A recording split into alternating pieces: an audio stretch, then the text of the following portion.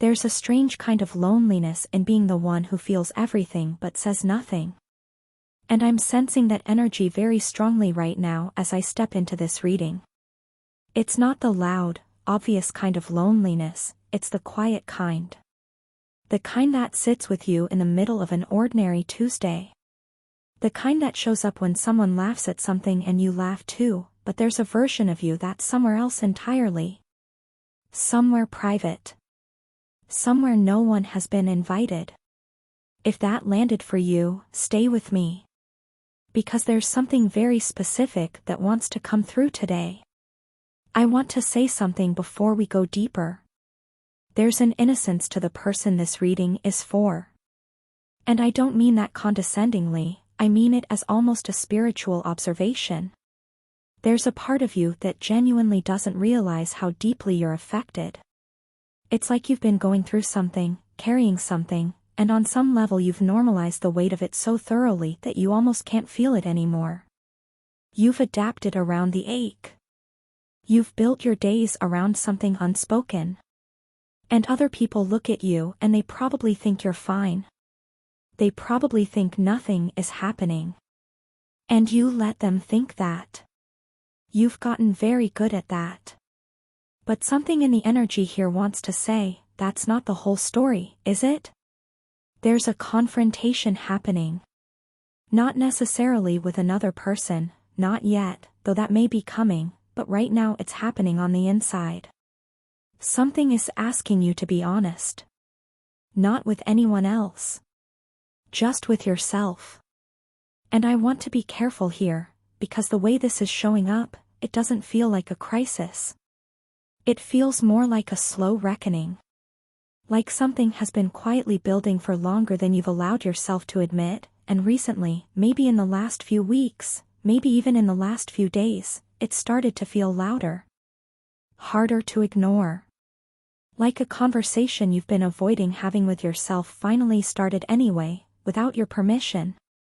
This is interesting, because there's real ego energy around this. And when I say ego, I don't mean arrogance. I mean the part of you that has been trying to protect you.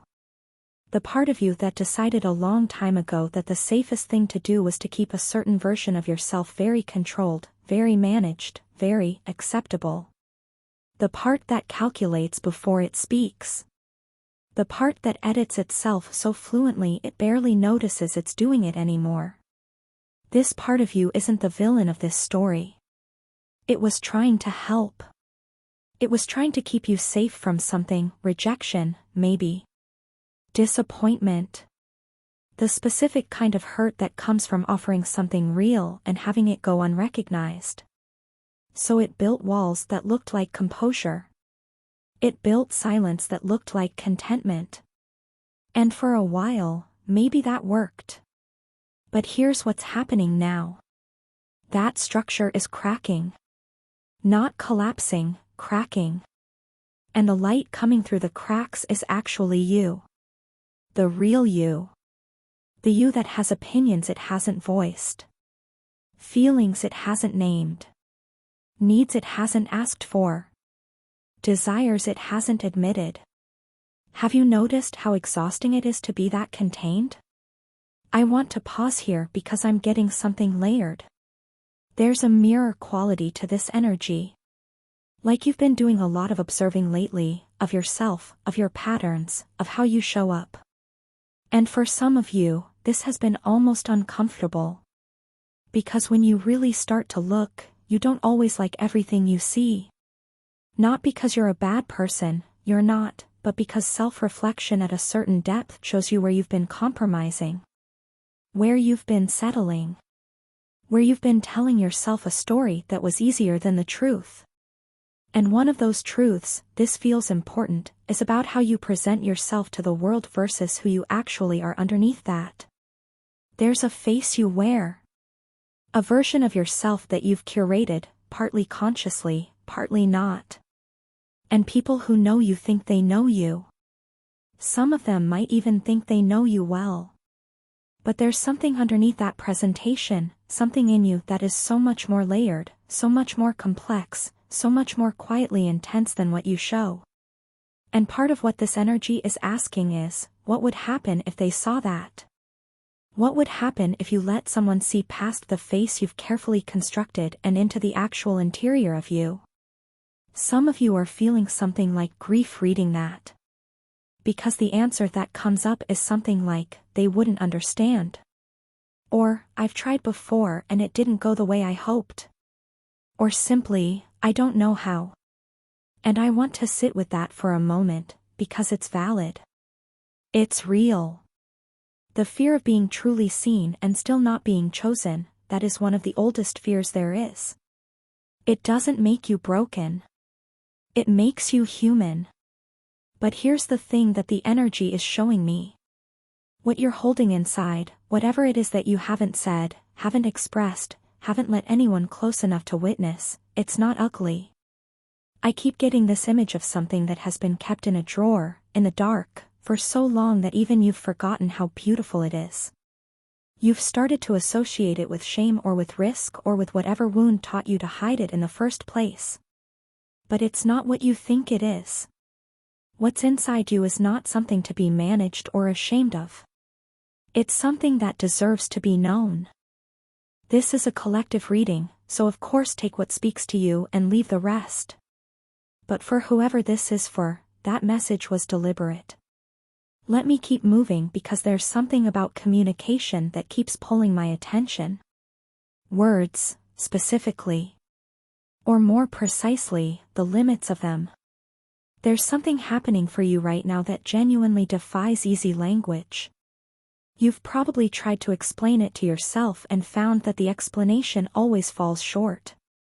You've maybe tried to explain it to someone else and watched them nod in a way that told you they got the surface of it but missed the heart of it completely. And that's because what you're experiencing isn't a concept.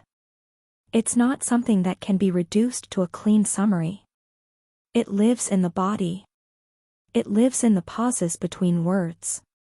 It lives in the feeling that rises in your chest at certain moments and doesn't have a name. I'm hearing something like, you'll understand this later. Not in a dismissive way.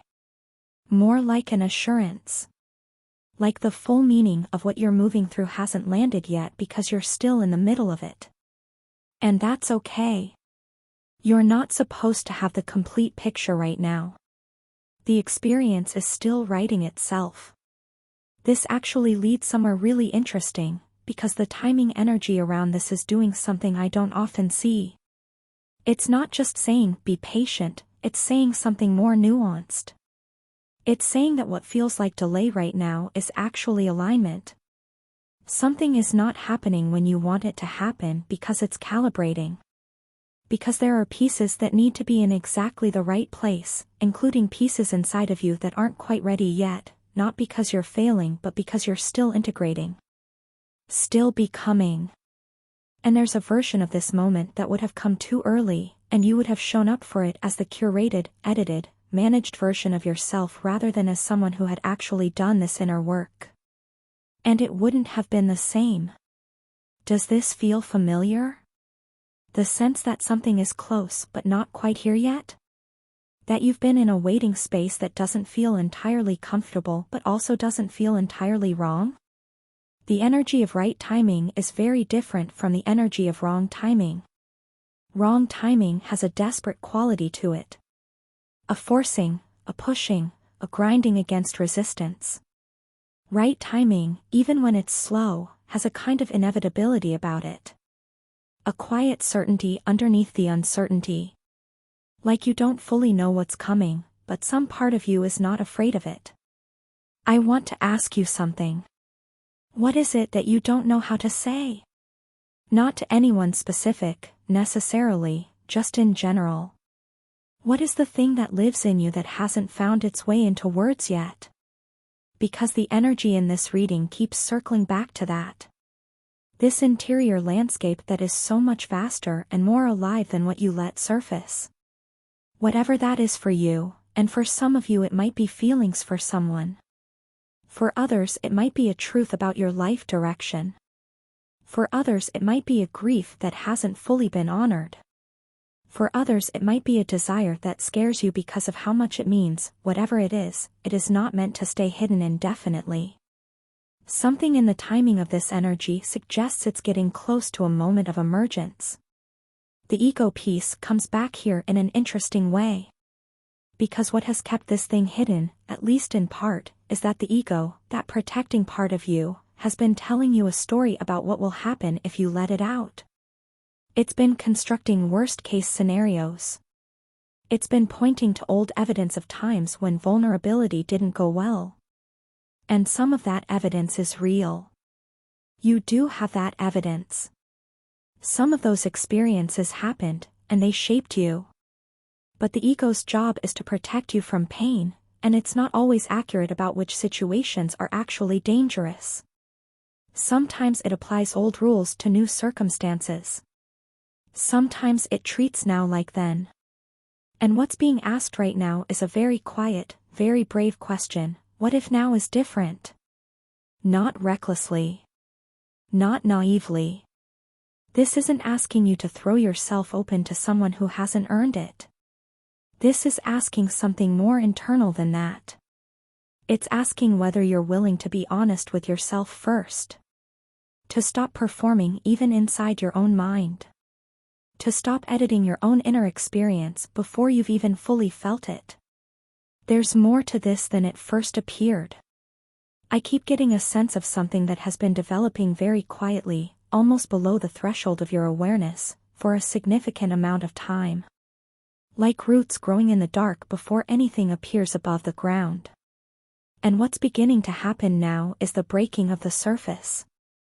Something that has been preparing itself, in you, around you, in whatever situation is most relevant to your life right now, is getting ready to show itself. And it's going to look different than you expected.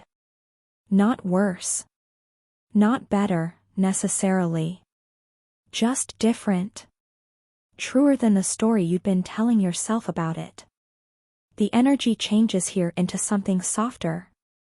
I want to speak to the innocence that came through at the beginning of this reading, because I think it's actually the most important piece. There's something genuinely pure about the way you care. About the way you feel things. You probably don't see it as a gift, you might actually experience it as a burden sometimes, this intensity of your inner world.